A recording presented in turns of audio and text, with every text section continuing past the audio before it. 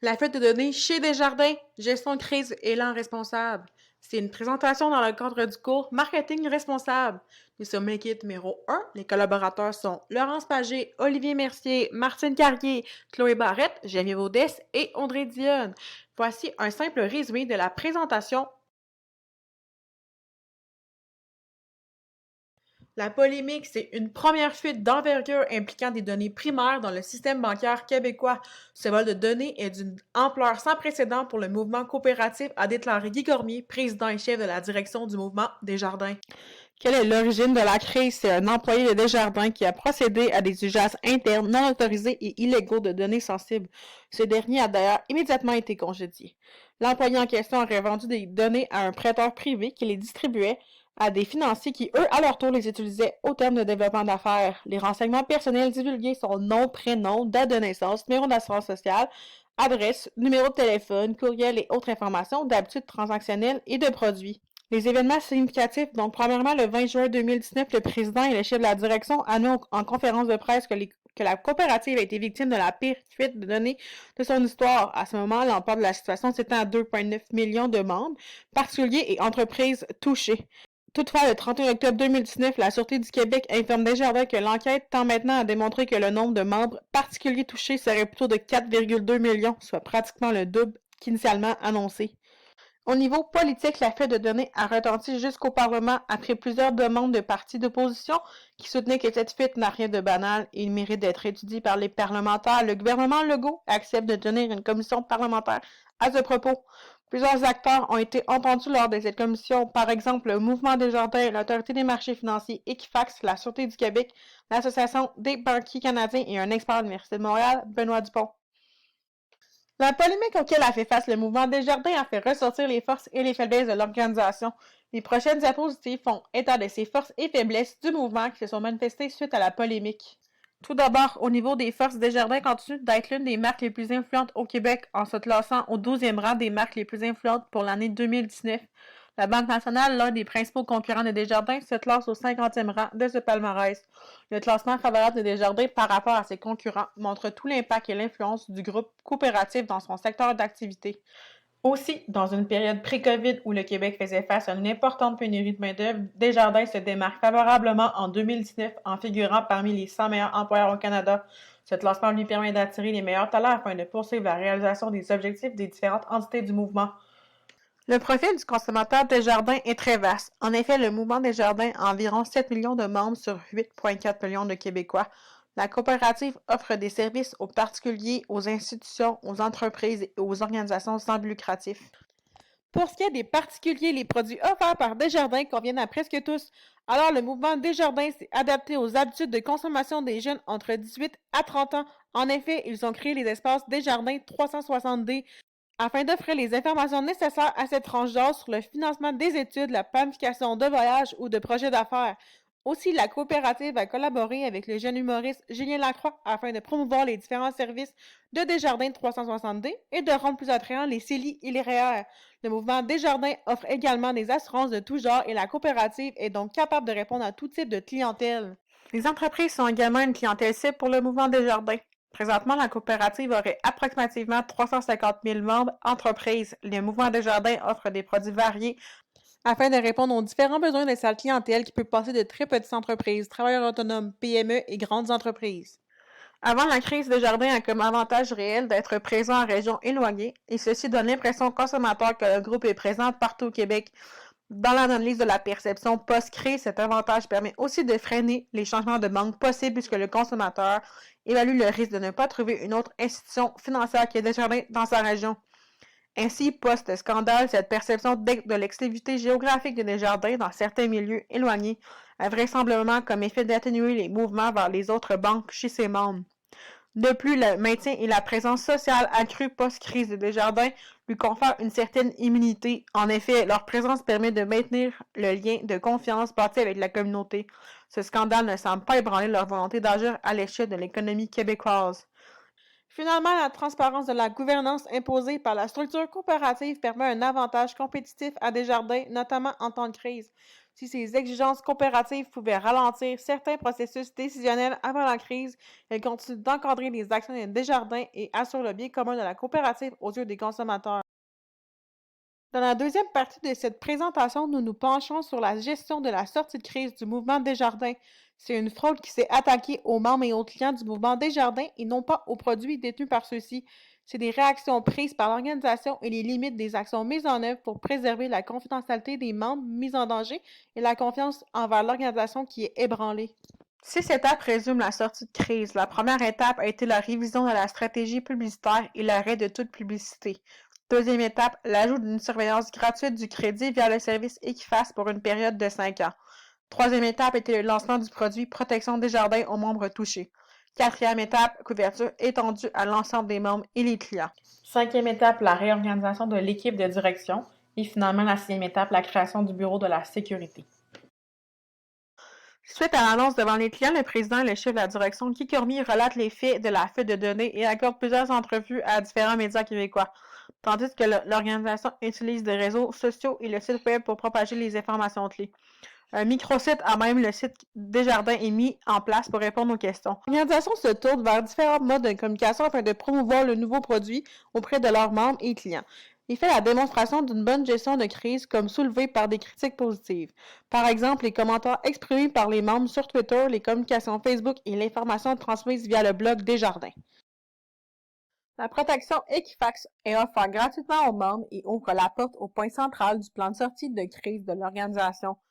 Ayant à cœur l'intérêt de ses membres, le mouvement pose une action responsable en offrant d'abord un service de surveillance Equifax, puis en l'offrant à tous ses membres et clients avec le slogan « Votre protection, notre priorité ».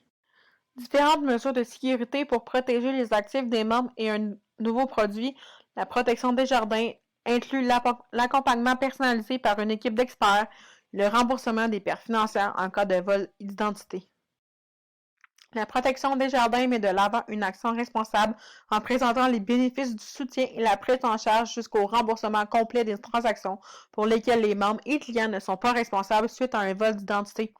Ainsi, le nouveau produit tend à rassurer les membres et clients devenus plus vigilants suite à la fuite de données en affirmant ainsi qu'aucune perte financière au sein de leur compte Desjardins ne sera ressentie. L'outil Ma Code de crédit a également été créé en réponse aux nouveaux besoins des membres. L'accès rapide à leur dossier de crédit, accessible gratuitement via Accéder. Celui-ci permet aux utilisateurs vigilants de garder à l'œil leur cote ainsi que leur dossier de crédit complet chez TransUnion. L'initiative du mouvement Desjardins répond ainsi à une nouvelle réalité, la possibilité de consulter leur historique de crédit et vérifier l'exactitude des informations qui s'y trouvent. Dans un souci de transparence, le mouvement Desjardins a mis en lumière sur leur site Internet leurs pratiques en matière de sécurité et les solutions technologiques retenues. Des sections à consulter dont les conseils pour la prévention de fraude, un volet jeunesse, un volet vol d'identité et une foire aux questions. Cela démontre une fois plus l'élan responsable et la capacité du mouvement Desjardins à répondre aux attentes de leurs membres et clients.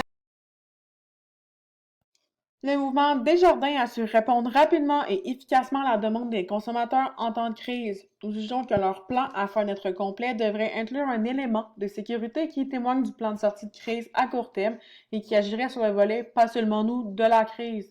De plus, à long terme, le plan de sortie de crise devrait inclure un élément de prévention et de formation afin de témoigner de leur proactivité dans le dossier et de leur implication continue dans la communauté. La capacité à comprendre et à bien gérer la vie privée en ligne ainsi que les comportements à cet égard sont deux facteurs importants servant à prédire les comportements des internautes en termes de gestion de leur vie privée. Les individus ayant une meilleure connaissance de la protection de leurs données sont plus aptes à protéger leur vie privée. Un plan de sortie de crise complet devrait, en plus des mesures proposées, inclure de la formation sur les compétences comme la capacité à revendiquer son droit au respect et la vie privée ou agir avec sagesse sur les informations que l'on partage ainsi que sur la manière de sécuriser nos propres informations. Ce produit de formation que nous recommandons à Desjardins de mettre en place inclut la formation en personne et en ligne chez des tranches de clientèle plus vulnérables et moins bien informées. Nous proposons 3 thématiques différentes qui visent à rejoindre la grande variété de clients nouvellement responsables chez Desjardins. Nous avons appris, vous le pouvez aussi, des formations en cybersécurité pour les clientèles des PME. À grand pouvoir, grande responsabilité. Ces formations et capsules web seraient animées par des influenceurs sur des plateformes déjà familières et utilisées par les jeunes. Rester à jour et en sécurité, ces formations en sécurité des données personnelles visant les personnes plus âgées se feraient via des rencontres organisées conjointement avec des organismes gériatriques. L'une des manières de renforcer la sécurité et les mesures de contrôle des outils informatiques utilisés par l'organisation serait de mettre en place des mesures inspirées de la directive révisée sur les services de paiement, le DSP2. Une des facettes de la DSP2 est la lutte contre la fraude en ligne, notamment via l'authentification forte du client. Bien que la DSP2 s'instaure au niveau gouvernemental, Desjardins aurait avantage à en faire la promotion plus agressivement. Nous proposons de développer des outils internes inspirés de la directive. Elle sera ainsi au mouvement Desjardins une place de précurseur dans le dossier. Nous avons donc identifié 3 thématiques visant à rejoindre 3 segments de consommateurs différents. L'objectif des 3 thématiques est d'adresser un service plus adapté à chacun de ces segments qui sont déjà des privilégiés par l'entreprise. Ils sont particulièrement concernés par les enjeux de protection des informations personnelles. Les segments ayant été ciblés sont ceux ayant possiblement les besoins les plus importants en informations de qualité. Ils sont aussi les segments les plus vulnérables aux fraudes et vols de données personnelles. Cela pourrait être causé par leur manque de compréhension de la technologie et ou par les difficultés à discriminer les menaces réelles et les tentatives d'hameçonnage et autres événements non malveillants sur le web. Pour la clientèle des membres entreprises, la segmentation a été faite en fonction du type d'informations recueillies par l'entreprise dans le cadre de ses fonctions. Ainsi, les formations offertes par le mouvement Desjardins s'adressent particulièrement aux entreprises qui doivent utiliser et garder en leur possession les informations personnelles de leurs clients.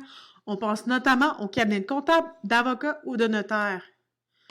Donc, au niveau des segments cibles, nous avons au niveau des membres entreprises Martin Tremblay, 40 ans, comptable agréé, copropriétaire d'un petit cabinet d'une dizaine d'employés qui souhaite éviter à tout prix un scandale de fuite de données et mettre en place de saines pratiques pour une entreprise sécuritaire. On a ensuite Félix Marcoux, 16 ans, animateur de Grand Jour, qui souhaite en savoir plus sur une utilisation responsable de son numéro d'assurance sociale et éviter de se faire voler sa carte de débit. Finalement, on a Dolores Poirier, 78 ans, à la retraite, qui souhaite mieux comprendre les arnaques en ligne et devenir plus autonome dans sa navigation web pour éviter de déranger ses enfants avec ses nombreuses questions.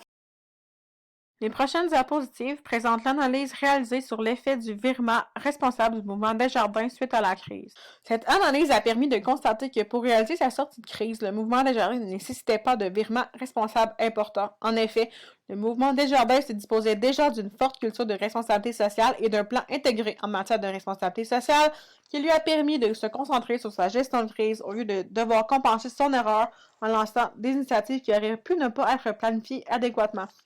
Depuis, le mouvement Desjardins a poursuivi à la fin de 2019 et au début de l'année 2020 la réalisation de son plan et de ses engagements. Ceux-ci peuvent se répertorier selon les sphères économiques, sociales et environnementales du développement durable. Voici quelques exemples d'engagements responsables. Au niveau économique, une hausse des ristournes aux membres et à la collectivité de 445 millions de dollars.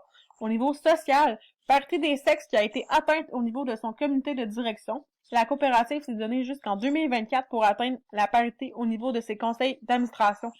Finalement, au niveau environnemental, en septembre 2019, le mouvement Desjardins est devenu la première institution financière canadienne à signer les Principles for Responsible Banking. Comme le mouvement Desjardins est une coopérative qui repose sur le nombre de membres et de clients, les engagements responsables sont d'autant plus importants.